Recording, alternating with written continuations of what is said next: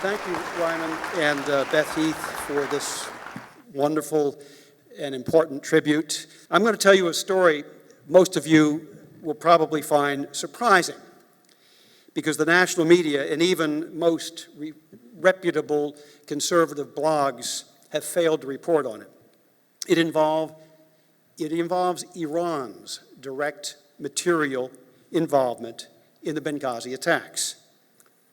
I came upon this story almost by accident.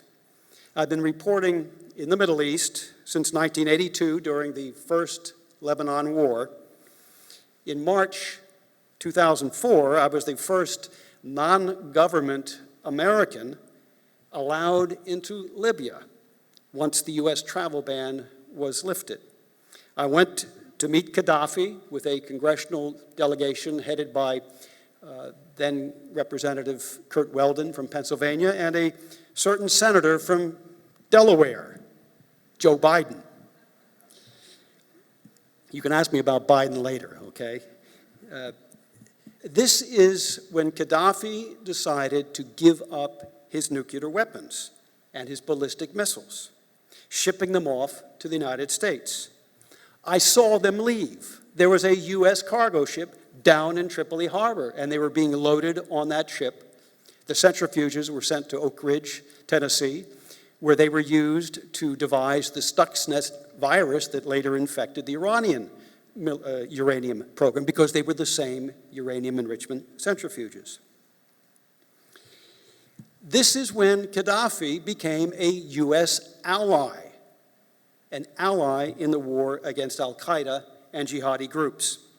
And it was arguably the greatest foreign policy or national security success story of the George Bush administration, Bush 43. But you won't hear a word of this in the media. Let's be clear, the national media is not mainstream, all right? There's nothing mainstream about them. For years, they have been the communications directorate of the DNC, and since President Trump defeated them, as well as Hillary in 2016, they become Service A of the first chief directorate of the DNC, in charge of active measures, otherwise known as disinformation. When the jihadi war began against Gaddafi, there were a lot of private security consultants in Benghazi when the jihadi war began against Gaddafi. Some of them were known as arms dealers. Others were there to provide whatever assistance they could. I began getting text messages from some of these individuals asking me what in the world was going on. Why were all of these Iranians in Benghazi, especially Iranians from the Quds Force? Can you put the next slide, please? The Quds Force is Iran's main overseas covert expeditionary force. You could compare them with JSOC, right, our special operators, except unlike JSOC, the Quds Force kills the good people and helps the bad people. Their commander-in-chief is a guy named Qasem Soleimani. He's been around since the early days of the Islamic Revolution in Iran. Today, he's considered a big hero by the Iranian regime because they see him as defeating the United States wherever he gets involved, in Iraq, in Syria, in Lebanon, the Palestinian territories, and also in Libya. Next slide, please. So at the very beginning of the Libyan civil war, which, let's not forget, was a war ginned up by Obama and Hillary Clinton to put the Muslim Brotherhood in charge of the Sunni world, the Iranians moved in. Because they were dealing with Sunni jihadis, which the Iranians knew very well how to do, at the beginning they used Arab operators from Lebanese Hezbollah, who could more easily blend in with the local population than Farsi-speaking Iranians. Next slide, please. Just a quick note here on Sunnis and Shias. For decades, our brilliant U.S. government intelligence analysts insisted they could never work together. They were wrong. Iran helped al-Qaeda conceive and carry out the 9/11 attacks. I'm talking September 11th, 2001. And I helped prove this in a U.S. court of law where 9/11 victims' families eventually won a $7 billion judgment against the Iranian regime because of their involvement in the 9/11 attacks. Iran has helped Hamas in Gaza. They've helped the Taliban in Afghanistan. They've even helped ISIS. All of these are Sunni terrorist groups. And all of this is on the public record, by the way. This is not a secret. Up until just a couple of years ago, however, it apparently had eluded the geniuses at CIA. The man put in charge of the Benghazi operation by the Iranians was this man, a Lebanese Arab named Khalil Harb. He was a Hezbollah operative. Not long after the attacks in Benghazi, the State Department issued a $5 million reward for information leading to his capture, but it wasn't for his role in the Benghazi attacks. It was for some plain vanilla terrorist operations in Lebanon. For the State Department under Hillary Clinton, or even later under Jean-François Kerry, to admit that this Iranian operative was involved in the Benghazi attacks would have blown the lid off of their extraordinary cover-up. Now, I've written about this in both of my Benghazi books, Dark Forces, which you have here, and Deception. They're both outside. When I heard about the attacks on the diplomatic facility in Benghazi in the early hours of September 12th, 2012, I was the Republican nominee for Congress in Maryland's 8th District, running against Chris Van Hollen. I had just done a campaign event with Ambassador John Bolton. I couldn't believe the nonsense that was coming out of the White House, the State Department, or the DNC media. I was outraged at the initial reports that Ambassador Stevens had been dragged through the streets, reports that later turned out to be not true. But I was in the middle of a congressional campaign, so I didn't really begin my investigation until later in January of 2013. That's when I went back to all those original text messages from my contractor friends in Benghazi, and I started asking questions. If the Quds Force had sent operatives to Benghazi, and my guys were telling me their Benghazi station had 70 full-time operatives at the time of the attack, where were they coming from? What was their mission? And how were they being financed? So I went back to my network of former Iranian intelligence operatives. These were people I'd gotten to know over a long period of time who had broken with the regime and at great personal risk shared their insider stories of Iran's overseas terrorist operations with me and with a number of foreign courts that were investigating Iranian terrorist attacks. One of these sources, Abdul Qasim Mesbahi, became known as Witness C because of his testimony in several terrorism cases in Europe, the United Kingdom, and Argentina. Another, I still cannot name, was so hunted by the Iranian regime for his testimony in the 9/11 case that the Iranian intelligence services continued to track him for 15 years, and finally, in February of 2018, they managed to frame him on criminal charges and get him put away for 17 years in the Republic of Georgia, not north of here, Tbilisi, Georgia. I've been working to get him released with my partner up in Washington. Independently of each other, these two Iranian sources sketched out for me what actually happened in Benghazi. The Quds Force team that was sent to Benghazi initially had 3 tactical missions: to identify, train, and equip anti-Gaddafi militia groups, to monitor the movement of weapons from Benghazi to the Syrian rebels, interdicting or otherwise interfering with these shipments where possible. And remember, that's what was really going on in Benghazi. We were sending weapons that had been seized from the Gaddafi regime, we were sending them to the Syrian rebels. And to monitor the operations of the Americans and other Western forces in Benghazi. My Iranian sources also named the Quds Force officers involved and provided me with original documents that showed how Iran had financed the attacks. Next slide, please. The two defectors, again, without any contact between them, independently identified the financial network and the individuals used to recruit, train, and arm the Libyan jihadi groups that ultimately carried out the attack on our diplomatic facility.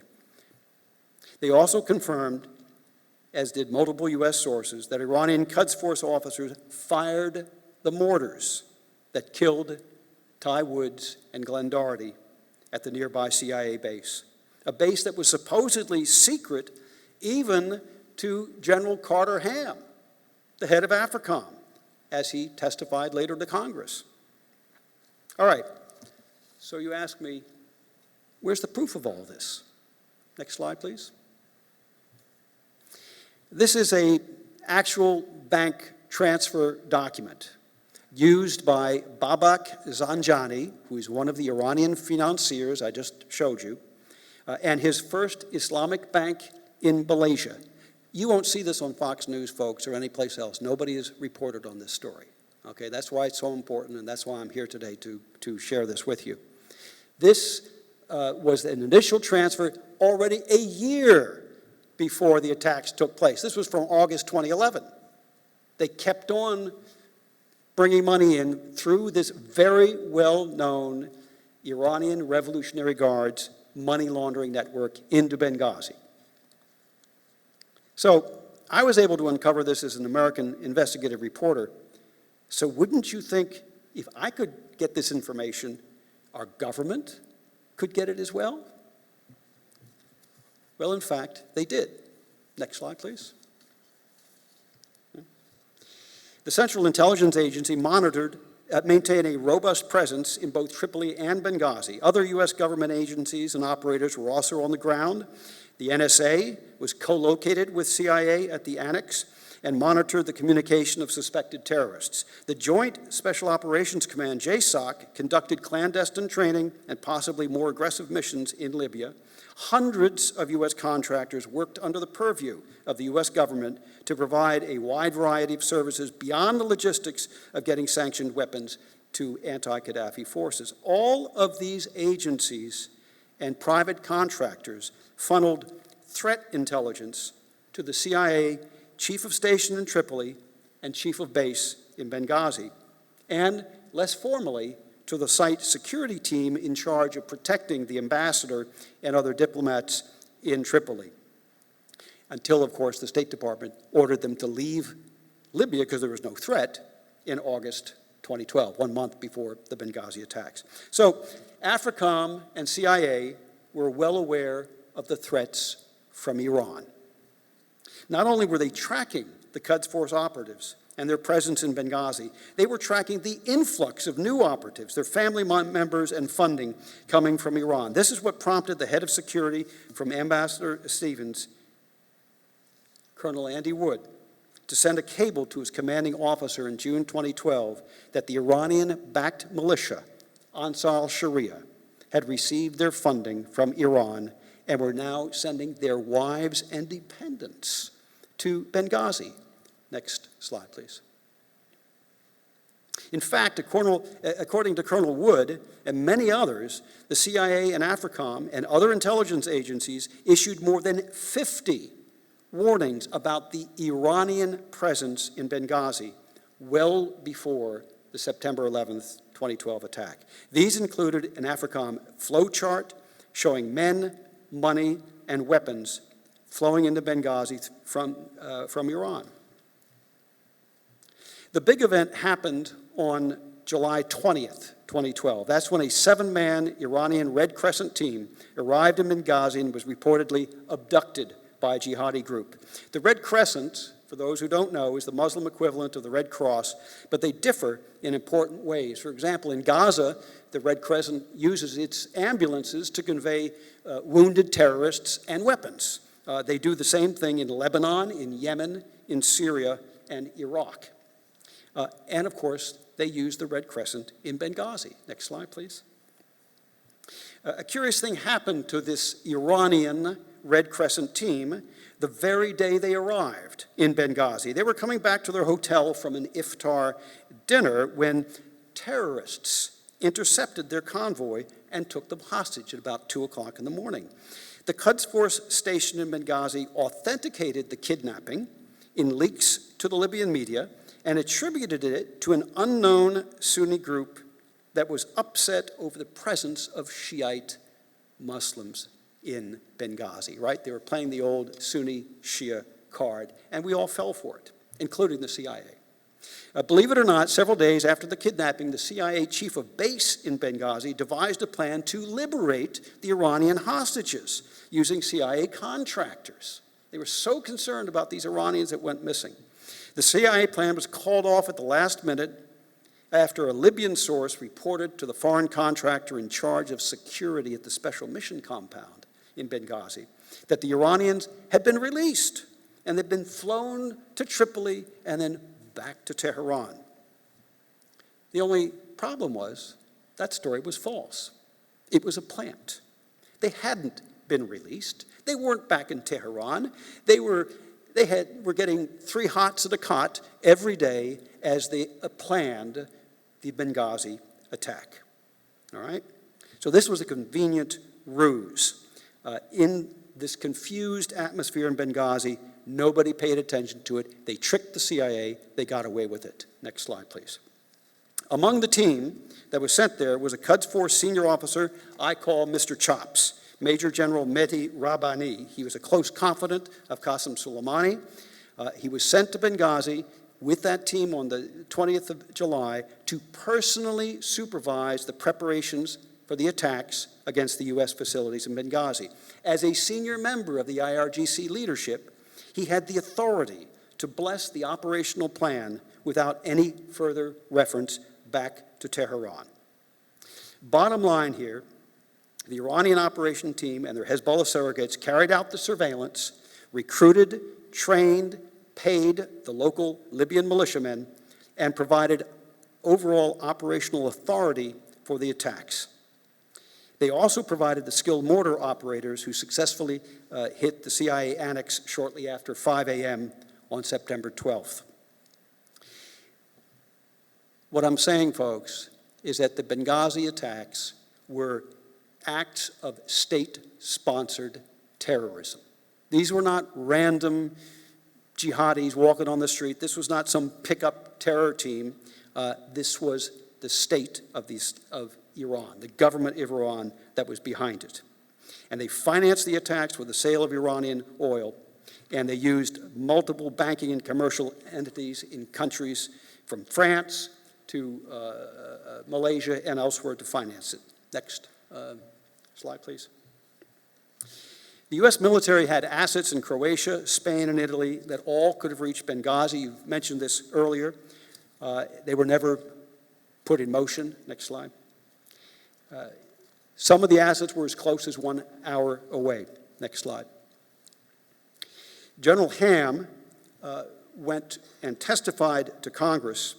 And by the way, I interviewed his S3, his operations officer, a 2-star who happened to go to the same high school as I went to.